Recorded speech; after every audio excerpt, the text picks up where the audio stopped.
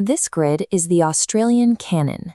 It serves as a 353-vector structural spectrometer, a tool used to measure specific mechanical components of national identity. For nearly 30 years, Pauline Hanson has marketed herself as the voice of the everyday Australian, a brand centered on the idea that her platform represents the broad national consensus. To test the structural integrity of that brand, we are running a forensic audit of her public record.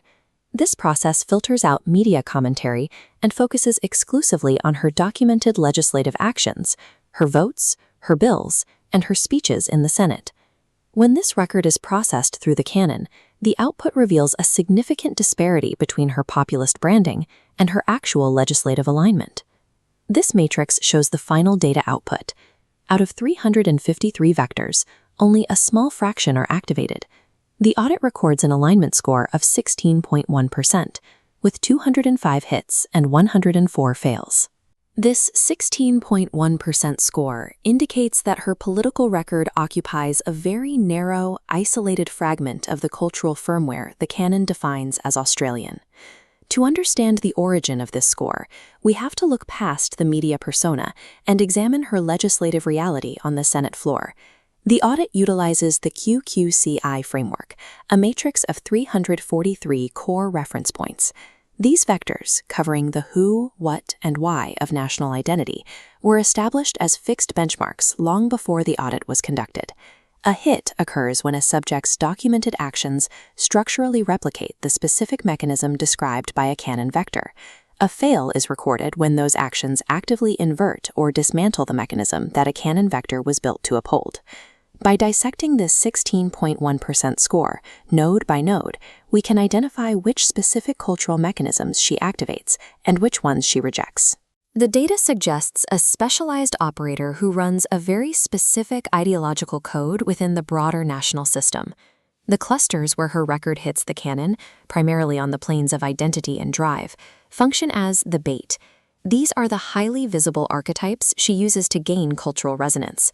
Her record registers a structural hit on the Larrikin. Stunts like entering the Senate chamber in a burqa utilize irreverence as a method to bypass established political decorum and appeal directly to anti-authoritarian sentiments. She also activates the Sledge vector. By employing targeted psychological combat and calculated offense, she is able to dictate the media cycle and force her opponents into a reactive posture. On the plane of drive, she maps her persona onto the battler. This transforms working-class economic grievance and personal legal challenges into a badge of stoic resilience that her constituency recognizes as patriotic. These hits are structurally accurate, that they serve a specific purpose, providing the relatable cultural entry points required to deploy deeper, more exclusionary mechanisms once she is inside the legislative system. We can plot these mechanisms on the hegemonic coordinate system. The horizontal axis represents will, from suppressive to proactive, while the vertical axis tracks morality, from group-exclusive benefits to universal ones. The vast majority of her audit hits cluster in the bottom right quadrant. This indicates a high level of proactive will directed toward narrow, group-exclusive benefits. This quadrant includes the quarantine vector. Her record merges the rhetoric of agricultural biosecurity with human immigration, resulting in a spatial logic that treats the continent as a fortress requiring strict border protection. Nearby, we find the bludger vector. Her platform successfully channels cultural resentment toward welfare recipients, using the archetype to separate the population into categories of deserving and undeserving citizens. One of the most active nodes in this exclusionary cluster is the White Australia policy vector, which sits at -0.9 on morality and +0.6 on will. A structural hit here indicates that her policies reproduce the gatekeeping mechanisms of the 1901 Commonwealth.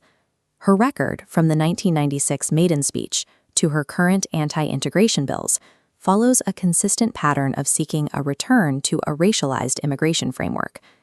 The political engine revealed by the data is one that operates the defensive and paranoid architecture of the early colonial state.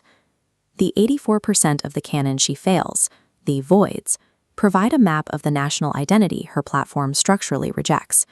Consider Mateship. The Kanon defines this vector as unconditional horizontal solidarity. an inclusive web that expands outward across the entire population. Her record alters this mechanism by making belonging conditional upon cultural assimilation and English proficiency. She replaces the inclusive web of solidarity with a gated community. This pattern of structural rejection continues into the deep time vectors, specifically those related to Indigenous stewardship and reconciliation. Her platform operates on a functional restoration of Terra Nullius logic. By consistently opposing native title and the national apology, she treats the 1788 arrival as the sole legitimate origin of the state. This denial leads to hits against the umpire and courtroom vectors. When independent institutions like the High Court rule in ways that acknowledge prior sovereignty, her response is to treat those rulings as reversible political decisions rather than binding law. By gating the concept of mateship and erasing the deep time root of the continent, her platform systematically bypasses the inclusive social contract that built the modern Commonwealth. These failures culminate on Plane 7, result. This plane measures the terminal effect of a political agent's total ideological output. Her Plane 7 dashboard shows a net score of -8. Red fail markers overwhelm the hits, indicating a consistent misalignment with the terminal goals of the national project. The Kanon defines the terminal result of the nation as a sovereign, integrated, and future-facing state. Her documented actions move toward a different outcome, pushing for international withdrawal, extractive dependency, and punitive welfare produces a terminal state characterized by isolation and paranoia. This score is anchored by specific failures on the transition vectors. Her record blocks the energy transition, treaty, and the republic, the key outcomes the Kanon identifies as markers of national maturity. The data shows the structural result of her politics is a state of defensive siege, an outcome that prevents the evolution of the national identity. We are left with this final data silhouette. The 16.1% of the Kanon that she illuminates form a clear mechanical shape, the fortress wall.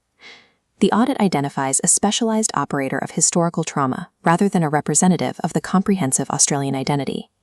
The overarching architectural strategy is to use the relatable cultural entry points of the bait to protect the exclusionary shadows of the colony. This is the internal logic of the 16.1% anomaly. This alignment score represents the exact empirical boundary of a politics built on the fear of the outside and upon the denial of the past.